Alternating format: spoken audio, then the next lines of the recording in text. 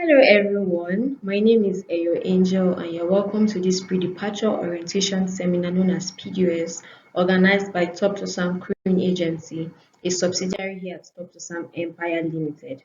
So we'll be looking at various things today. Firstly, introduction, then the challenges and guidelines for seafarers while on board. Also, you'll be looking at your standard employment contracts, health and well-being, essential skill sets and attitude to work, overall summary, and then the closing remark. But before we delve right into it, there are some individuals that will be involved in this seminar. So the key individuals involves one, the facilitator. The facilitator is here to guide and ensure that the objectives of this seminar are met. Also to moderate sessions and address any questions or concerns that you may have. The facilitator is also committed to creating an engaging and conducive learning environment for all participants. Secondly, we have the guest speakers. So in the course of this program, you will be meeting new faces that will be taking you on the different sessions. Firstly, you will have Mr. Emmanuel, who will be taking you on the challenges that seafarers face while on board. Also, you have Miss Tina Francis, who will be taking you on best practices and guidelines for seafarers while on board. Also, we have Mrs. Ebere Gabriel, who will be looking at the standard employment contracts. We would also have Ms. Chiamaka Obuja, who will be looking at health and well-being. And then Mr. Abraham Abu, who will be looking at the essential skill set and attitude to work. Lastly, we have the participants, which involves you, the seafarers. You are a key individual in this seminar, and your active engagement and your willingness to learn will definitely determine the success of this orientation. So I implore you to remain attentive and try as much as possible to garner as much knowledge as you can. So once again, you are all welcome. The aim of this seminar is to ensure that you are well prepared for your upcoming overseas deployment and employment, because we recognize the importance of equipping you with this necessary information and skills and guidelines to navigate life abroad successfully. Throughout the course of this program, you will gain insights into multitudes of topics just like I mentioned earlier. So from understanding the legal and regulatory requirements of your destination country to developing effective cross-cultural communication skills. So the scope of this seminar encompasses not only technical aspects of your job, but also focuses on enhancing your adaptability, problem-solving abilities, and personal well-being while working on board. So by the end of this PDOS, you should feel empowered enough to know that you can thrive in your new environment. Good afternoon, everyone. My name is Umoma Emmanuel. I'll be taking you on the challenges likely faced by seafarers while on board. One of the challenges likely faced by seafarers on board are cultural and religious practices. We all came from different backgrounds which has different cultural and religious belief system, and this will enough for we to be able to be harmonious, to work harmoniously while on board, and to make our stay on board more productive and successful. We need to take up some cultural awareness training and orientation programs. So these programs will help us to be able to understand and respect other people's customs and other people's traditions, so that we'll be able to be more productive while on board. Second is language barrier. Communicating effectively in a language other than our own native language can be very challenging for seafarers for all nationalities. In order for we to be able to communicate effectively and understand each other, you understand? So we understand each other while on board. We need to take up some language courses. This will help us to communicate effectively and understand each other better, and so that we're able to carry out all our tasks, all our assigned tasks while on board. Next, we have climate and environment. Since we all came from different geographical zones that has different environmental conditions, we are subjected to our own conditions and not other people conditions. So in order for we to be able to be more effective, more proactive, we need to have some adhere to some guidelines, such as putting on some protective gears and undergo some regular health checkups. And this will help us to be able to stay fit while on board. Next, we have isolations. Extended periods at sea or offshore installation can lead to feeling of isolation and homesickness.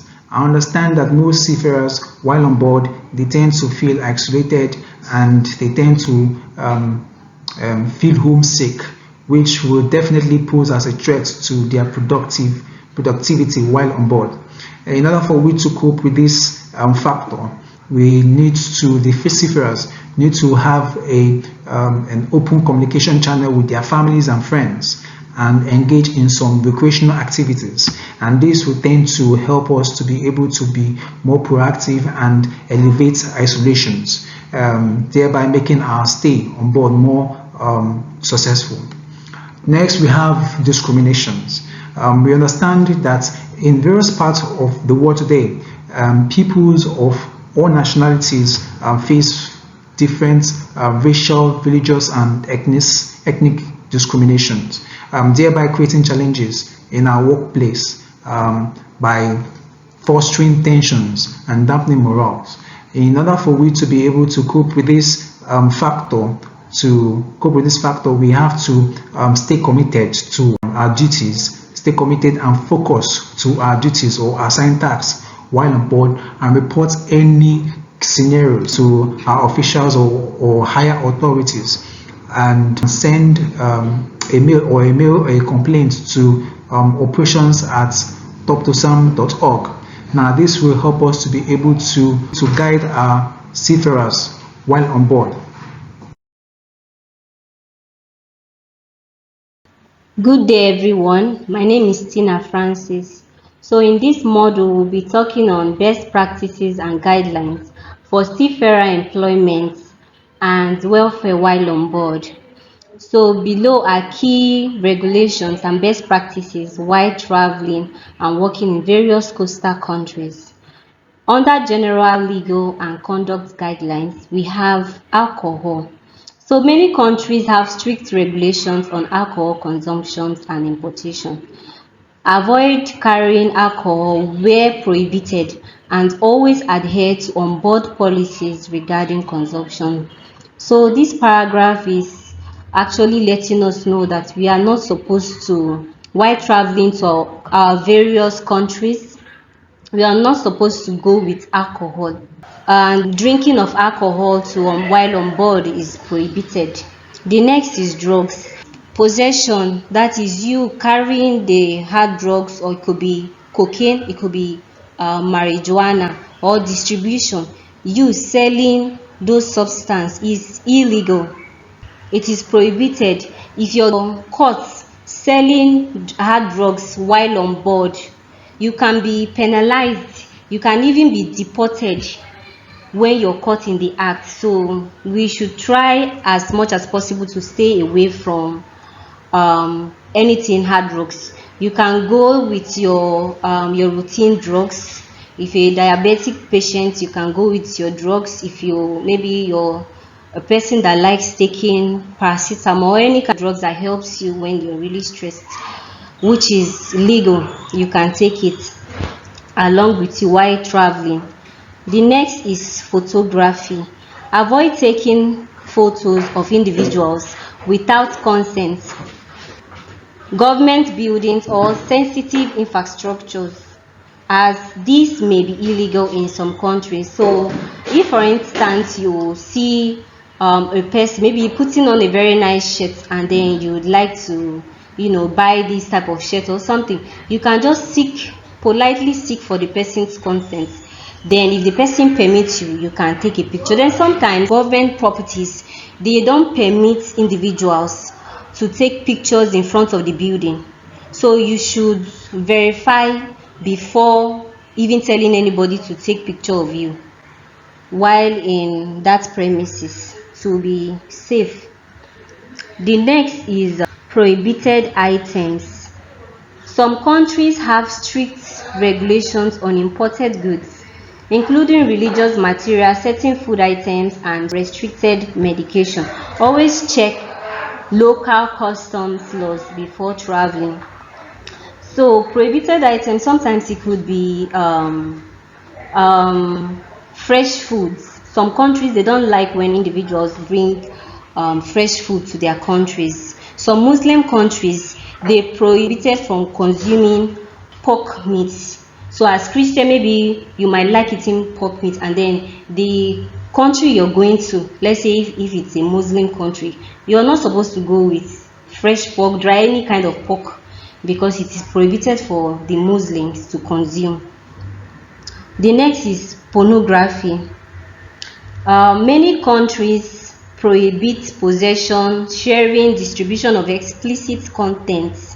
So ensure that your electronic device does not have any pornographic content while you're traveling. If you have any pornographic content in your electronic device, it could be your phone, it could be your iPad, I would advise that you delete it before traveling. The next is under cultural sensitivity and professionalism, we have respect for local laws and authorities. Be mindful of the legal and cultural expectations of the country where you are working. Public criticism of government authorities, whether in person or online, can lead to legal consequences.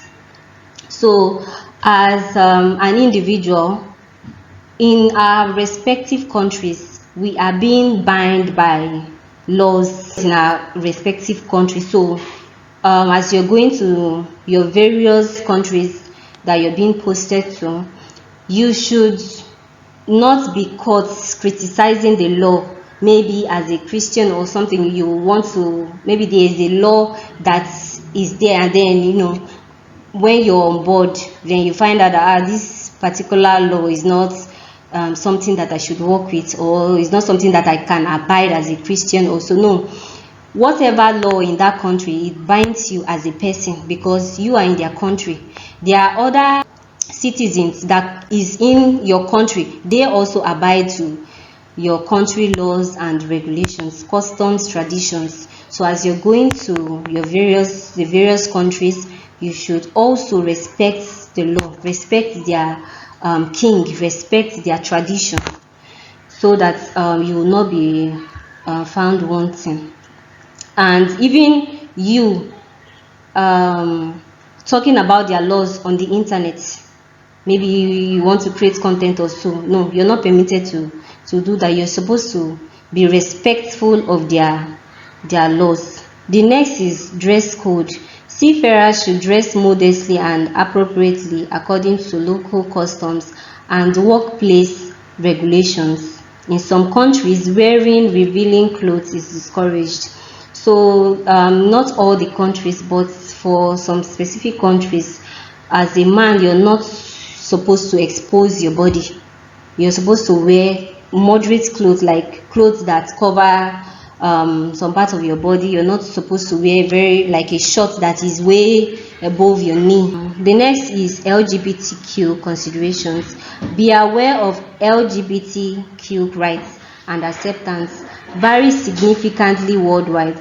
Some countries have strict laws against same-gender relationship, so it is important to act accordingly to avoid legal issues. So LGBTQ stands for lesbians, gay, bisexual, transgender individuals. So as a seafarer, you don't want to be caught having affection, like not in all countries, not permitted in all countries. Like the Middle East, it's not permitted that you show affection for same gender or have a relationship of same gender in that country. So we should be guided, please. The next is gender regulations. Some cultures have specific expectations regarding gender interaction, including separate public spaces for men and women. So it depends the country you'll be going to. Sometimes you notice that maybe in an event that you're being invited to, you see that the men are seated on one side and then women on the other side. That's their culture. That's the way they are. That's their way of life. So if you find yourself in that kind of gathering, you should please sit where the men are seated. The next is workplace and social etiquette. Under it, we have ethics during religious observances.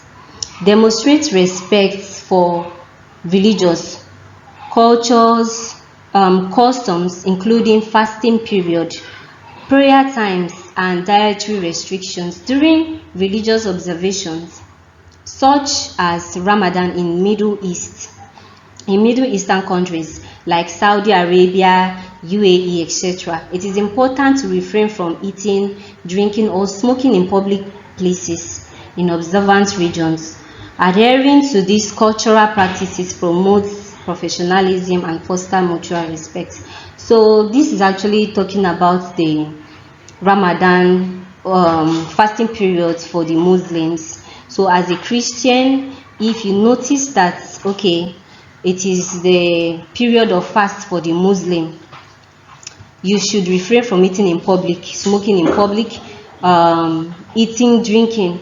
You should refrain from it. If maybe you want to order for food or you want to eat, it is best that you order for it and then ask to be packed for you and sent to your hotel rooms. The next is identification. Always carry a copy of your identification documents. It could be your seafarer ID, it could be your work permit, it could be your international passport. You should have a photocopy of them. And then as you're going out, you should go out with the photocopy, because any government official have the right to identify you as a person. So the next is littering. Many coastal regions enforce strict environmental laws, dispose of waste properly to avoid fines, and contribute to keeping marine environments clean. So if for instance you're drinking water, or you after eating, consuming any food, and then you just want to litter it around, no. Some countries, if you're caught littering, you can be penalized. Some countries will even tell you to pay a fine of certain amounts because of what you've done, because you violated a law. And then the next is use of technology. Some regions restrict the use of VPN, social media, or certain app. Always verify local regulations to prevent unintentional penalties. So for this VPN, what VPN actually does is changing your location from the country that you are to another country that you wish to change to. So in some countries like the Middle Eastern countries, they prohibit individuals having this VPN installed in their electronic device. So if you have VPN in your electronic device, I would advise that you uninstall it before traveling. So we have actually come to the end of this module. Adhering to these guidelines will enhance your experience, ensure safety, and maintain professionalism while on board. So I wish you all safe journey. Hello everyone, my name is Eberechukwu Gabriel. You're welcome to another section of the PDOS contract. So in this section, we are going to be talking about the standard employment contract. Okay, we're going to be discussing and clarifying your rights and your obligation as an employee. And we are also going to be letting you know the rights and the obligations, the duties of the employer. So first of all, we'll dive into the standard employment contract details, which you are expected to see some or all of the following. The such terms like the company, which in your contract it is being referred to as the ship owner. You also see something like seafarer, which is you, the employee now that is going on board. We also have the convenient port, which usually it is the port where you always take off from, or where you are repatriated to. Then we have the wage, the basic wage, which is your basic salary, the basic pay that you get after working on a monthly basis. We have the shipwreck, which means damage, the damage of a ship, the damage of a vessel, or the destruction of a vessel while at sea. This could be caused by collision, it could be caused by grounding, it could be caused by so many factors. We also have the compassionate ground, which has to do with the incident of death of any immediate member of your family. In the case where you are married, it could be your wife, it could be your mom. If you are not yet married, it could be your parents or your siblings. That's the compassionate ground. Then we have the onboard rotation, which has to do with the duration of the seafarer's tenure of service. Your duration of service, that's the onboard rotation. In most cases, it doesn't necessarily have to be what is stated on your contract. Your contract might state 3 months, but at the end of the day, you will be on board for like 5 months. That is what we are referring to here. Then we have the contract period and work rotation, which has to do with exactly what I just mentioned earlier, the period you are on board. That's when your rotation and your contract period started and ended. Okay. Then next we have your wages and the account of wages.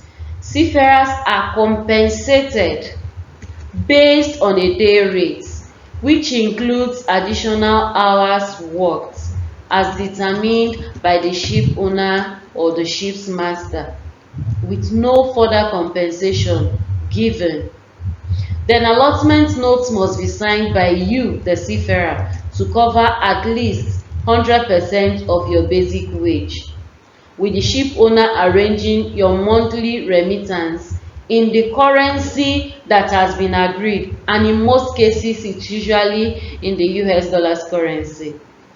Okay, now if fund transfers are being made to your account and there is a failure at some point or the other, if they trace the failure and it was your error, the next transfer that will be initiated, the charges accruing to that transaction will be deducted from your salary. So what we are trying to say in essence here is that as much as possible, when filling out your details that you will use for your wages or your salary, ensure that the details are properly and correctly imputed, such that if when any transaction error occurs and they want to trace it down to anything or anyone, it will not be to you. If the error is from the company, they will bear the consequences, they will bear the extra charges that comes with it. But if it is from you, you are going to pay for it, and they won't come asking you for it, they will just deduct it directly from your salary. Okay, now we have the salary structure outlined. You have a fixed salary as stated in your contract every month. Okay, regardless of the time that you work within the contract, you have a particular fixed amount that is being stated, and your work contract is usually between 0 to 24 months. And then the work months are defined as the period that you actively worked under a valid crew employment agreement, with your standby and your vacation excluded. Now, note this, it is very important. During your mobilization, that is, after you have left your home country and you have arrived your location, during that time you will be under training, your visa will be under processing, you will have to do some other medicals while in the country. You will have your standby rates being paid to you as 50%. What this means is, if your expected salary every month is 500 US dollars. Because you are still on mobilization, you have not yet been fully mobilized with all your documents available, you are going to be getting 250 USD at the end of that month and at the end of subsequent months, until all the necessary documents you need to go on board the particular vessel you are to work on are all available. So you are not expected to start lamenting that your salary is not being paid in full. So please note, this is very important, and your salaries are being paid on third week of every month. Now, for this particular third week of every month, I'm referring to crews that will be going on board Belit vessels. So, but for those of you that are not going on board Belit vessels, you will get your salaries at the appointed time that your employer has stated in your contract. But for those ones going on board Belit, your salaries are going to be paid on the third week of every month. For your job assignments and mobility, all job assignments, which includes the duration, the location, the vacation and the mobilization, are at the discretion of the company. What this means is, if you are on a particular vessel in a particular location and there is need for you to be moved to another vessel in a different location, the company, the employer, reserves the right to do that. And on that note, I want to implore you, as you are going on board, you should go with open hearts, so that when there is need for such transfers, you will not feel bad. Be open to new people, be open to new environments, be open to new places. Don't just limit your mind part-time. Okay, because I'm already on this vessel, I'm expected to be on this vessel until further notice. No. If for any reason at any point you need to leave the vessel, let it be that you are not caught unawares. Okay? Now, seafarers must also comply with all the instructions from the company, and failure to do so may result in disciplinary action or termination. That means for everything you are being asked to do, you are expected to do it. If you don't do it, the company has the right to either terminate your contract or to give you any other punishment as they deem fit. For your contract duration and the company commitment, you are to commit to a 24-month period of employment, starting from the date that you get your residence visa. Starting from the date your residence visa is issued to you, you commit to a 24-month period of employment. And what this means is that you must not accept employment elsewhere during this period while you are holding this visa that has been provided by Belit. Now, this particular section I'm talking about is strictly for the crews that are going on Belit's vessel. If you are going on board Belit's vessel, either in UAE or in Singapore or in KSA, you must not accept any other employment elsewhere during the period that the visa you have is still valid, and this is usually 24 months, which is 2 years. So as a crew, you are expected to understand this as you are signing your contract. Don't say you are not aware. Read your contract very well. And that's one of the reasons we are organizing this session for you, so that we can explain to you some of the things that you might not understand in your contract. And as a Belit crew, when you are going on board, you are expected to buy your safety shoes. However, ensure that when you buy the safety shoes, you get a receipt for your purchase. because when you go on board and you are to ask for a refund, they will need a receipt to back up your claim. So as you are buying your safety shoes wherever you choose to buy it from, ask them to give you a receipt stating the amount you bought it and the date you bought it, with your full name boldly written on that receipt.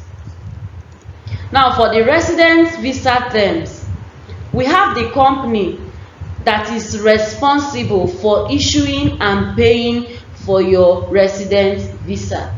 Meaning, as the company is processing your visa, you are not paying for that visa from your pocket. The company is taking care of every expenses that comes with the processing of your visa. If you as the seafarer, if you do not complete the 24-month term that the company has asked you and you already signed that you will complete, the company may decide to recover the full cost of the visa and every other expenses that has been associated with it, which might include the admin expense, it might include the medical expense, it might include the training expense. Every single expense attached to that visa, the company might decide to tell you to pay for it, and at that point you will either have to pay for it or you have to complete the contract that you signed. So please, as much as possible before you sign your contract, think very well about it and ask yourself and tell yourself that whatever comes with your decision, you are ready to bear it. Then we have the governing law and the jurisdiction of the contract.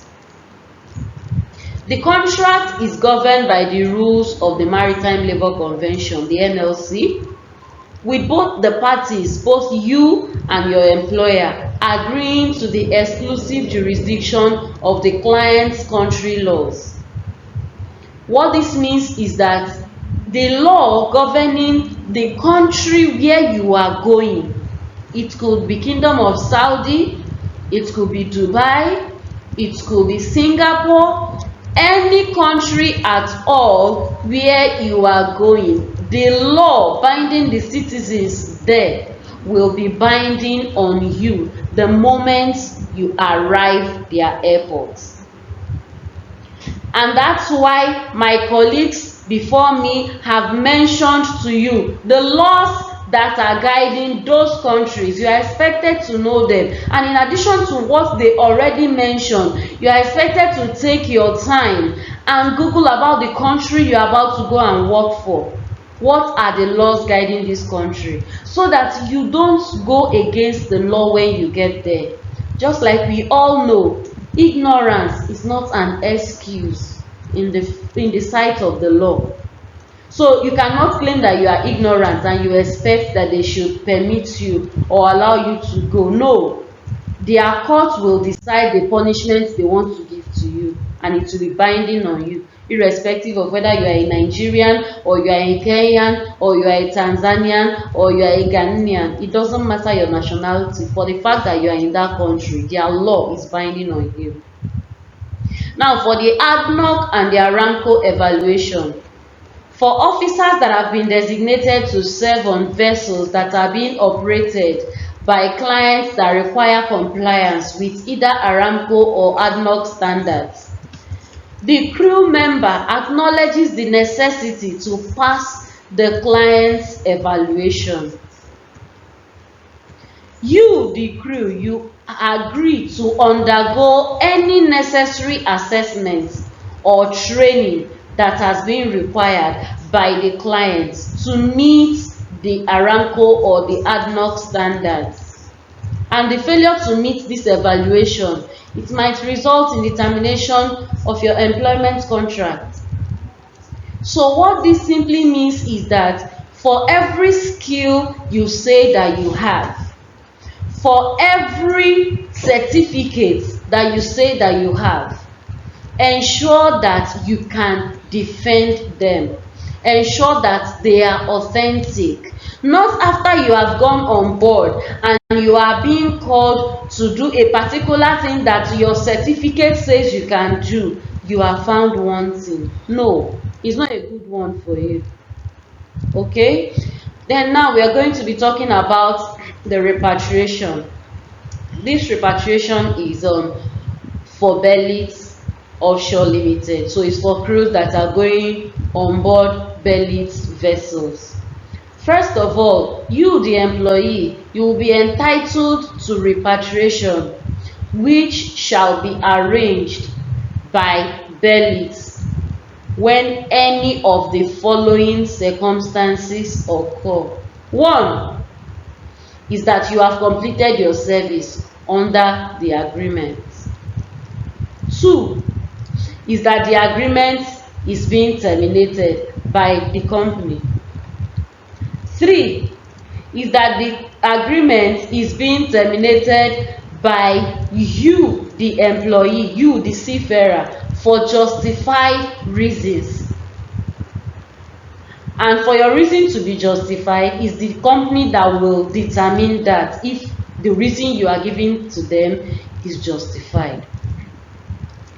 Next is if the employee, which is you, if you are no longer able to carry out your duties under the agreement for some specific reasons or circumstances. So yes, Berlitz will organize your repatriation and they will also foot the bills. Then the contract, which is whatever may be the contract date or period of embarkation, shall be terminated without compensation if the following is the case. One, if it is the case of judiciary sale or change of nationality of the vessel. Two, if it is the case of total loss or absolute non-navigability of the vessel caused by shipwreck or other unforeseen circumstances. You remember when we started earlier and I told you what it means to have a shipwreck. So if in this case now the ship is missing and they couldn't find the whereabouts, your contract shall be terminated without compensation because you are expected to know the whereabouts of the ship. And if it is in the case of reduction of workforce due to a decrease in the scope of work,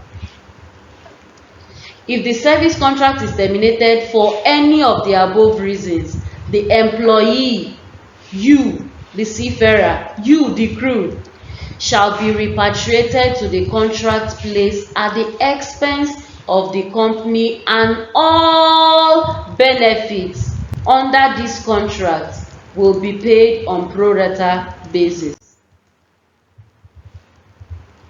Then we have the B part. The company, at its absolute discretion, may instantly terminate the contract of employment, and furthermore the employee will lose all rights to claim all the benefits that are available under the clause 7, under the clause 8, and under the clause 9 of your contract.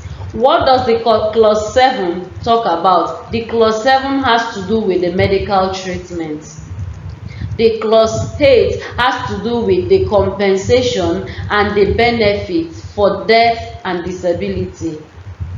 The clause 9 has to do with accident and sickness in the event but not limited to the following occurrences. 1. Disobedience, including refusal to serve on any vessel owned by the company or chartered to the company. 2. Drunkenness or substance abuse from any source of drugs and alcohol. Just like my colleague mentioned earlier, you are not permitted to go on board with any form of drugs or alcohol. It is not allowed. So likewise, drunkenness is an offense. It is not allowed. 3. Conduct prejudicial to good order and discipline. 4. Negligence or incompetence. 5. Any type of theft, including involvement in fuel oil, selling or variance in fuel oil, sounding declared by the master or the chief engineer of the vessel.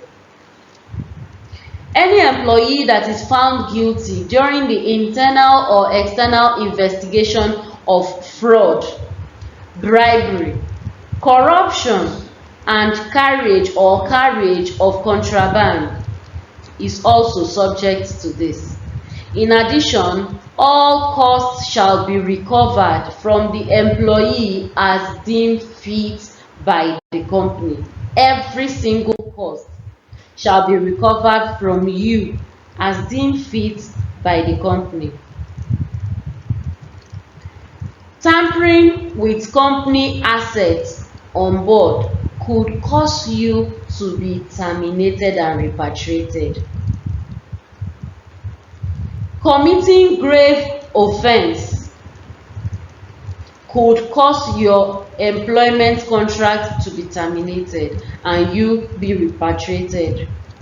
Unauthorized absence from the ship at the time of departure. So you should be at alert.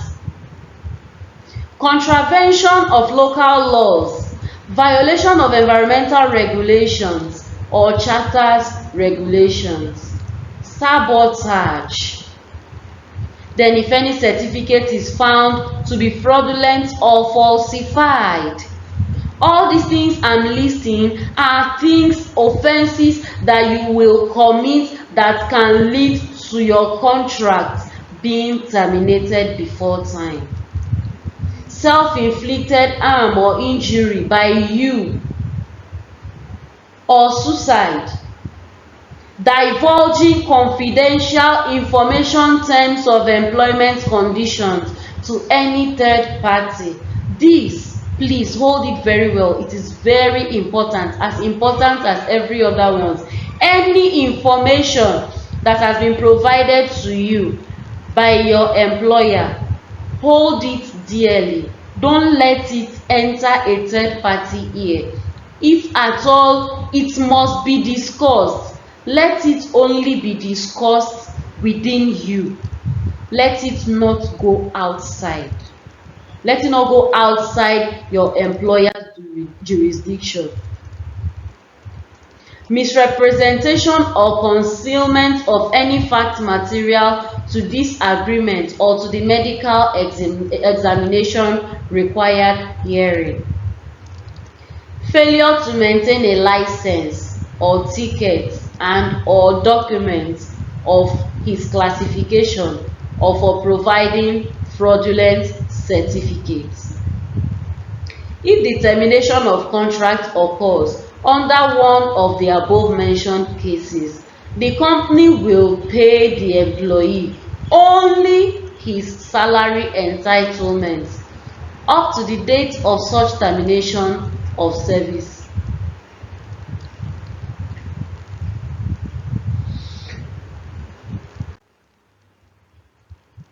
In the event of early termination of contracts by either party, minimum notice as per the clause 1.1.4 of your contract is expected to be given by either you or your employer for early termination of your employment agreement.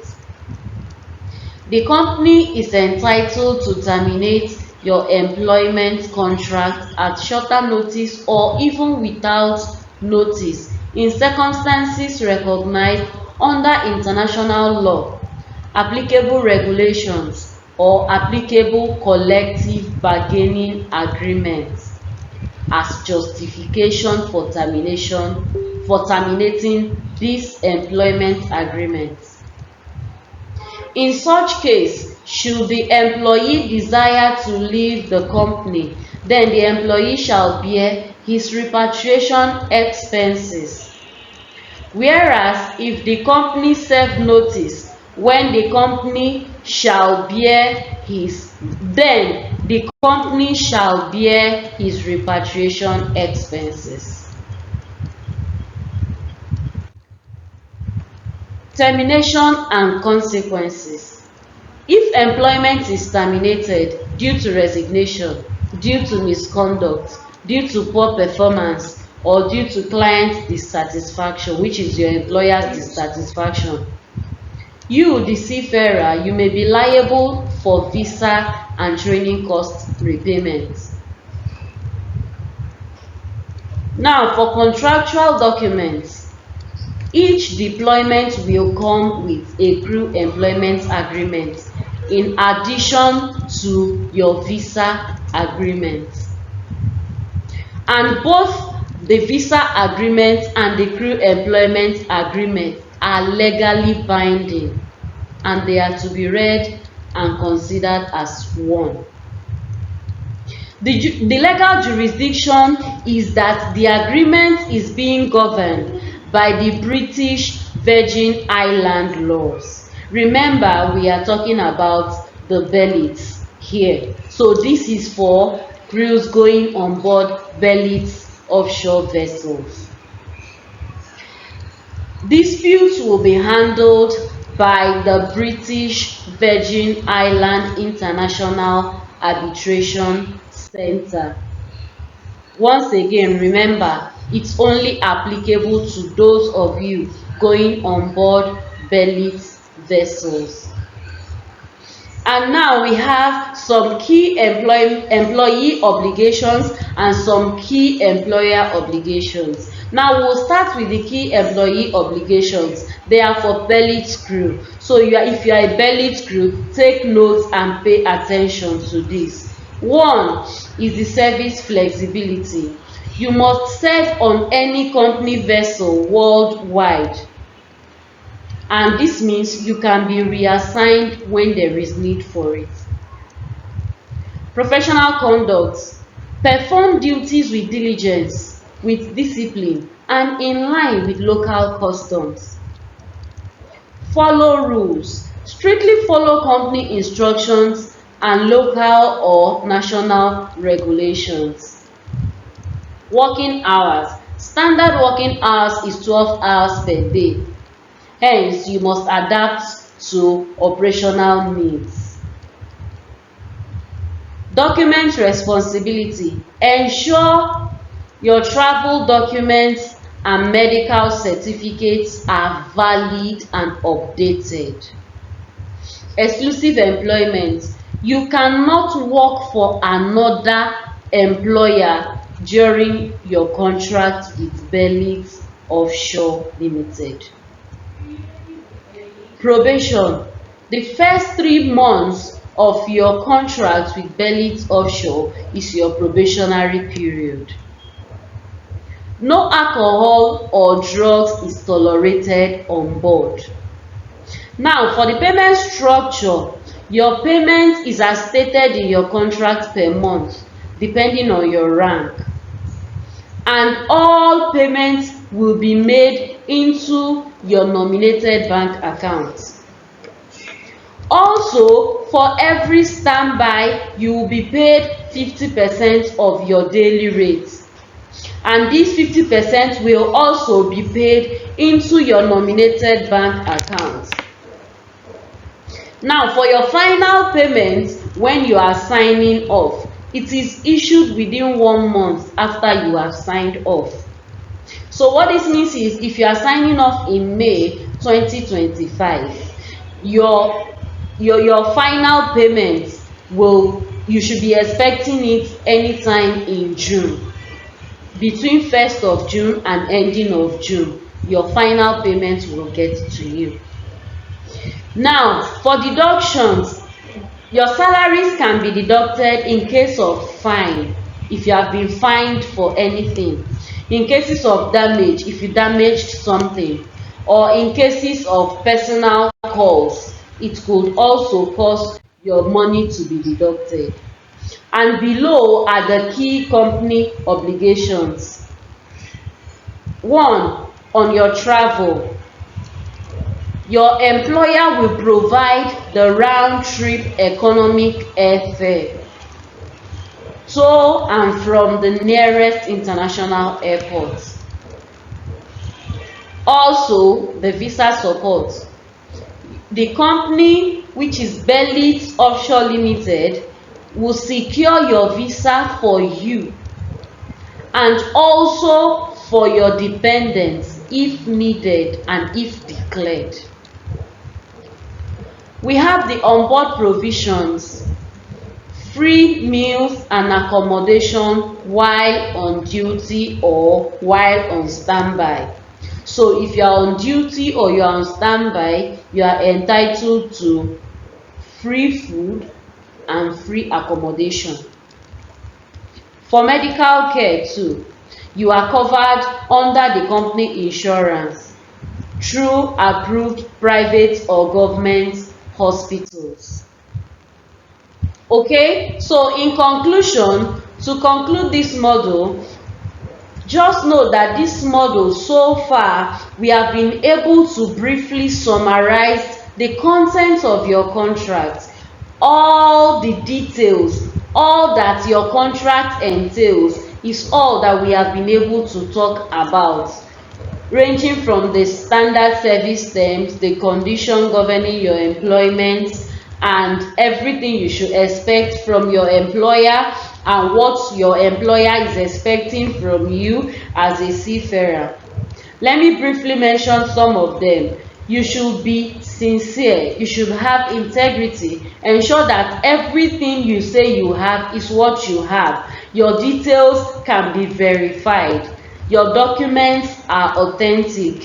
When you are going on board, be open-minded, because you might be moved from the vessel you resumed on to another vessel if there is need for it, and if you don't go with open-mindedness, it might affect you mentally or psychologically. Also, when you are providing the account details where your salary is going to be paid into, ensure that your details are very correct to avoid your salaries being deducted if at the point of transaction it fails and it is traced back to you as it is your error. And also, always ensure that you obey all the laid down rules guiding your employment contract. Everything that has been stated in your contract that you should not do, please don't do it. Have it at the back of your mind that if you are doing it, the law that will take decision on what you have done is the law governing the country where you have gone to work, not the law of your country that you left behind. So if you think you have somebody in the judiciary back at home that might help you, no, it will not work that way, because you are in another man's land and the law will take its full course. Thank you very much for your time, and I wish you all the best. I also wish you safe trip on board as you go on your next journey. Bye. Good day, everyone. My name is Ms. Chamaka, and I'll be taking us on the health and well-being section. And this section will be, health is a very, very crucial topic. And in this section, we're looking at our physical, mental, emotional, and social aspects of our health, even while we go on board. And also, the next one is health and safety and accident prevention. So, seafarers are required to adhere closely to the company's occupational safety and health policies and program. So, when you go on board, please try as much as possible to adhere closely to company's occupational safety and health policy program. Each company have their health policies and safety program. That's why some companies, they require HSC. So they require that every seafarers must be well knowledgeable in HSC, accident and safety an emergency. So please make sure that as you go on board, please make sure you comply to every health and safety policy while you're on board. And one of the reasons for this health and safety policy is to prevent illness, unnecessary injuries, and to minimize exposure to environmental hazards. So the next one is seafarers must use suitable personal protective equipment while on board. So once you're on board, please make sure that you use your personal protective equipment while you're on board, like your helmet, your gloves, your boiler suit, and when necessary, please do not be found working without your personal protective equipment. It's very important. Even if you are not on duty and maybe you are around any area that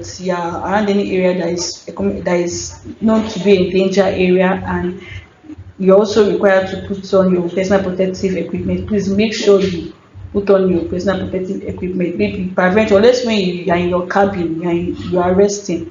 But if you are on duty or around any dangerous area, please make sure you are well kitted while you're on board. And seafarers must actively take part in onboard safety campaigns, trainings, meeting, and safety briefing. So do not say that you've known so much about safety, and when they call for safety briefing, you are not participating. So please make sure you participate in every safety briefing while you are on board. Medical care. The ship owner is responsible for covering the seafarers' medical expenses related to their employment on board, including hospitalization, except for expenses related to spectacles, cosmetic data charges, or self-inflicted injuries or illness not connected to the employment. What this is trying to say is the ship owner, which is Rabi, is responsible for covering the seafarer's medical expenses. Every medical expenses related to your employment, maybe if you fell sick on board, the ship owner is actually responsible for covering every medical expenses.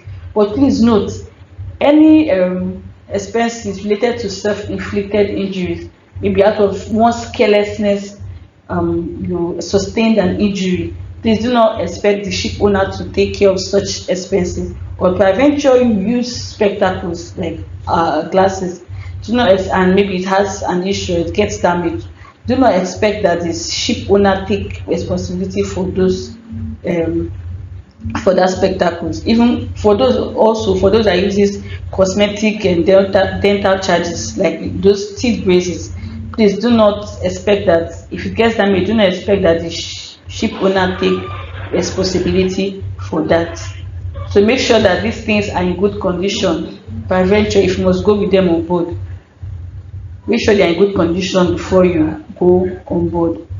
The seafarer must inform the ship owner and employment agency in writing of any medical condition or injuries from the past 5 years, and the ship owner will not cover treatment for pre-existing condition unless agreed upon in writing. So if you've had previous medical conditions or medical history, okay, like high blood pressure or diabetic, or you're asthmatic, or maybe you've undergone a very major surgery, and maybe it can be a threat to you health wise while you're on board, while working. So please make sure that the ship owner is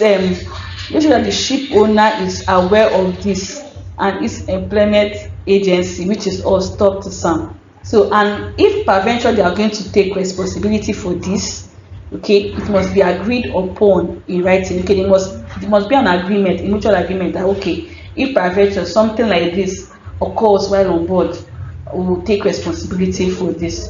Okay, so please make sure that any illness or any injury that's occurred for the last 5 years and maybe might be a threat to you working efficiently on board, please make sure that the ship owner and its employment agency is put in the know.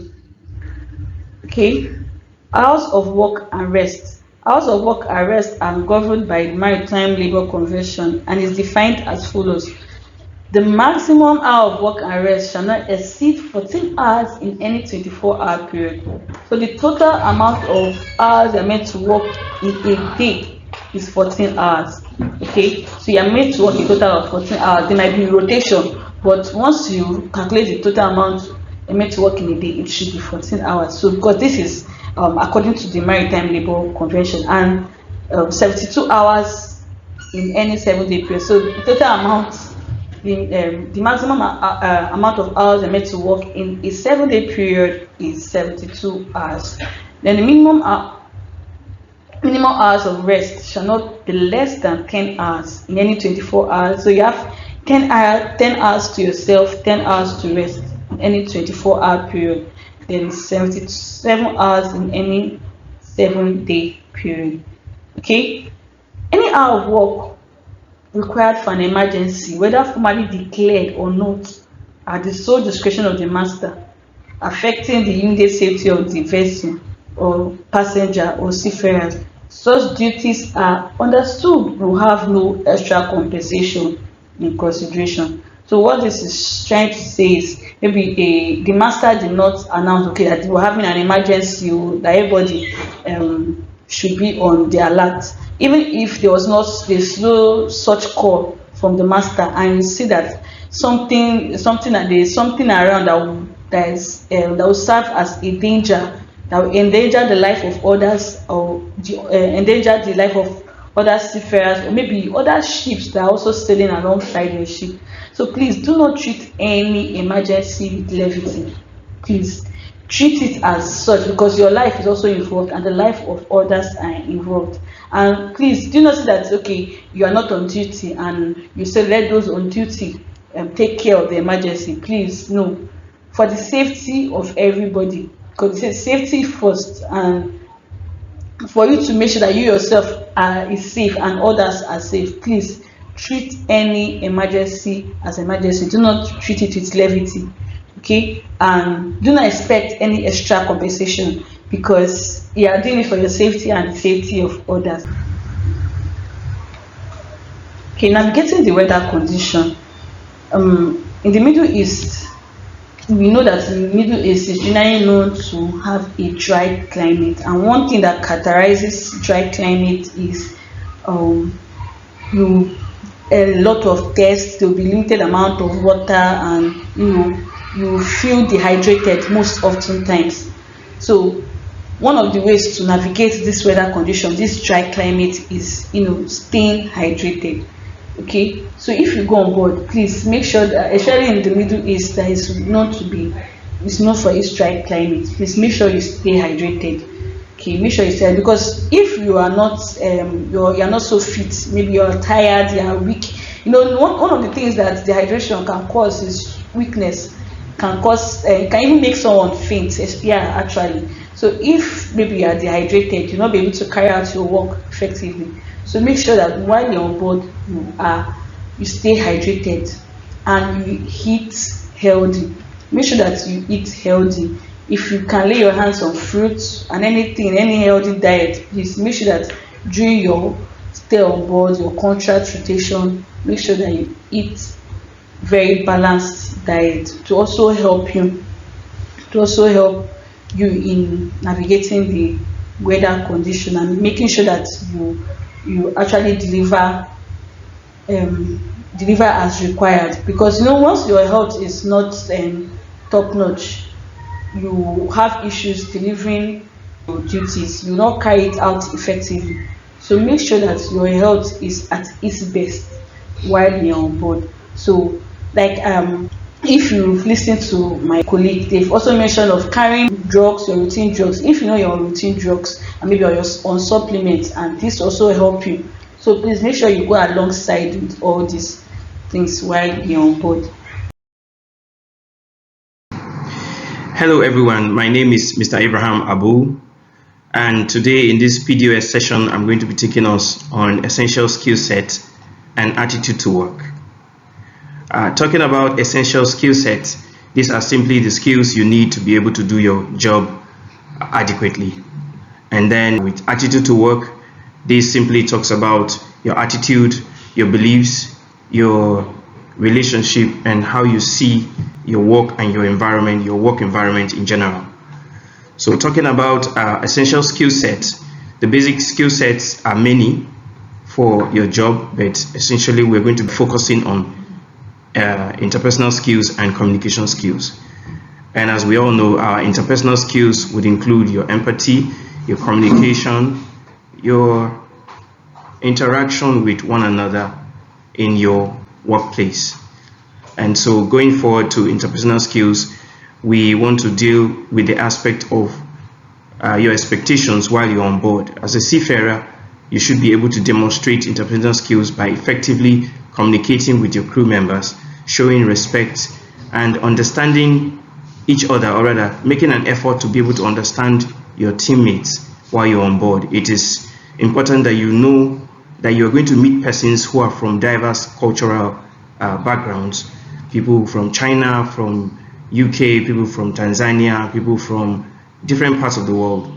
And so when you set your mind to understand that people have different backgrounds and understanding, and there's a way they see things differently, if you're able to understand that when you meet these persons, you have to put yourself in their shoes and look at them in the way they will see different aspects or different situations, so you can know how to deal with them individually. And so working collaboratively to ensure a smooth and safe ship operation is something you should put at the forefront as you're going on board. Next, we'll talk about communication skills. Here, your communication skills may be verbal, it may be body language, it may be non-verbal. And so in this case, we expect that you can demonstrate communication skills when working on board with people of different nationalities, like I said earlier, or people of different ranks, maybe above you or below you, and then actively listen and adapt a polite tone when you speak to your teammates. So in this case, we're looking at you being able to foster an inclusive environment that promotes mutual understanding and effective collaboration to enable you successfully complete your contract while you go for this job. So next, we'll also talk about your ability to respectfully decline instructions that are not related to your job roles. Now, this, for example, is a situation where you are an able seaman, you are a captain, you are an oiler, and you are doing a particular job, or rather you know your roles while you are going on board, but a senior officer calls you to do one thing or the other. Here we want you to always ensure that even though you can't take that instruction immediately, you should respectfully tell this officer that you are doing a particular thing at a particular time, and you will not be able to do that duty immediately. But if they can give you a little bit of time, as soon as you're done with one task that's your immediate task, you'll be able to attend to whatever instructions they've given to you. That way you'll be able to foster that relationship, that understanding, and that shows your efforts to ensuring that you work together as a team and carry out your operations successfully. And next, we will be talking about the aspect of conflict resolution. Conflict resolution here requires that you understand that there's no way you will live amongst people that you may not have one issue or the other. And so your ability to resolve issues amongst yourself or between you and your teammate is very, very crucial. So conflicts among new crew members and officials can cause problems for the ship safety, and then operational efficiency, and even legal compliance of a vessel.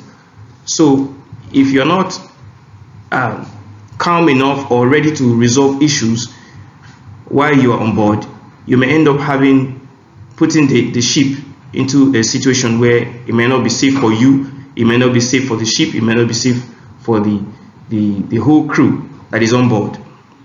And so it is very, very essential that you look at a way of resolving conflict. If you have an issue with a teammate and you cannot resolve it immediately, it's very important that you escalate it immediately.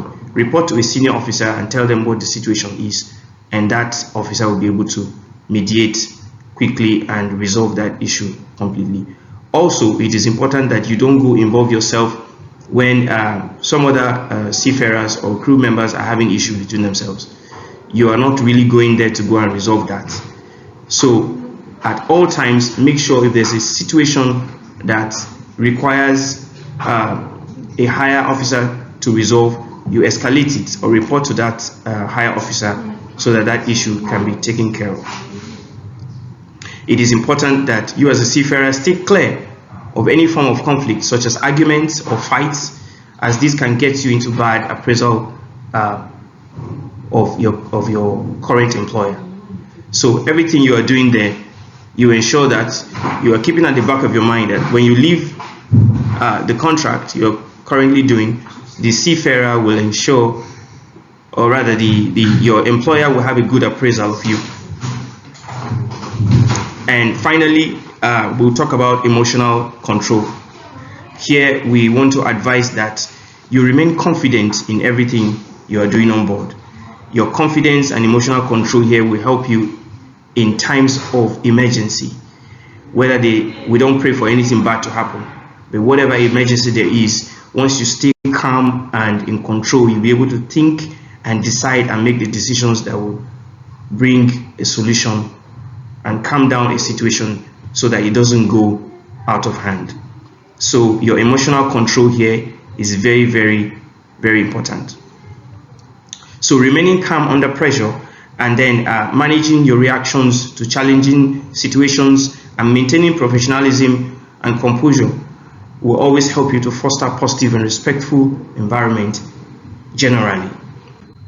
And so after this module that we're discussing here, you will get access to a link where you watch other modules regarding leadership, teamwork, communication skills, active listening, and assertiveness. You also learn on conflict resolution. You learn more on that. You learn more on cultural competency. You learn more on emotional intelligence and stress management.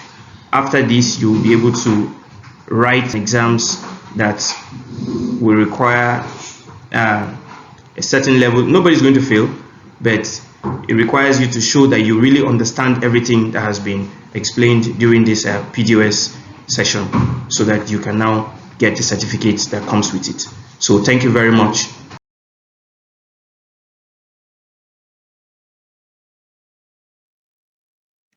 Hi once again. I trust by now you have a better understanding of what lies ahead of you in your destination country. For you to be here, it means that you are at the final stage already, and I want to say a very big congratulations to you. Let's strive to represent Toptossam Empire Limited positively, as a bad appraisal could lead to you not being mobilized again. Also, one of the guest speakers was here to mention some challenges that you likely face while on board. I want you to know that there could be additional obstacles ahead. It's crucial that you remain committed to the task that is taking you on board and try as much as possible to stay away from anything that could jeopardize opportunities to work with our clients in the future. Avoid any form of conflicts, disagreements, or arguments with anyone, including fellow workers, officers, port captains, etc. Also, for crews joining this, I want you to know that it is required that you go along with 2 boiler suits and a shoe. Also, as crews, it is very much important that you keep us informed at every stage of your mobilization process and provide updates while you're on board. For crews joining Rorabe, it's important that you have the Tuvalu Fit to be on board medical certificate. Even after getting your general ILO Seafarers medical, it is very important that you have the Tuvalu Fit to be on board certificate, because most of the ships you'll be sailing on are Tuvalu flagged ships. Also, for the crews joining Rawabi, it's very possible that there could be some delay while you are in the Kingdom of Saudi Arabia. So because you can only get your Aramco ID when you're in the kingdom, and because there are different persons that are involved in the different Aramco ID process, so it doesn't follow a first in first out system. So it's possible that person A and person B might travel on the same day, and person B might go on board with his Aramco ID before person A. So this is because, not because, it's not because you've been forgotten, but it's because there were different persons involved, and maybe the person involved in your own process, it's just a bit slower. So I want you to try as much as possible to exercise patience. It is also important that you inform us 2 months before your sign off date, 2 months, so that we'll be able to arrange relievers for you and you will not end up staying on board against your will. Also, for those familiar with international travel, I'm sure you know of BTA, Basic Travel Allowances. It ensures that visitors have sufficient funds upon arrival. It varies based on your destination, your duration of country, and the country policy. So you can carry some amount of money that are convertible to the local currency, like Saudi Arabia Riyal for those going to Saudi Arabia, United Arab Emirates Dirham for those going to the UAE, Bahrain dinar or Qatar Riyal. It just depends on your destination. So most of the time, this is an airport formality. So when you are asked, oh, do you have your basic travel allowance with you, you can just say yes, you have it in your card, and nobody will take you to an ATM machine to see your account balance. It's also important that you can go along with essential items like your clothing, toiletries, medications that are prescribed by a doctor. I would also advise that you go along with the prescription notes. You can also go along with non-perishable food, electronic devices, your personal documents. Please try as much as possible to go with the photocopy and the original, and any other necessities. Finally, we would appreciate your active involvement in interacting with fellow qualified crew members. So you provide assistance to new joining crews while you are there. We also want you to engage on our social media channels by sharing pictures, tagging us, posting videos, leaving comments on our posts, as well as following and reposting our content. Doing all this will mean a whole lot to us, because I'm sure that there was no point at the application process that you had to pay money to anyone. So this is the least you can do for us. Please try as much as possible. You can follow us on Twitter. We are there at Toptossam Empire Limited. You can follow us on X, which is Twitter at Toptossam Empire Limited.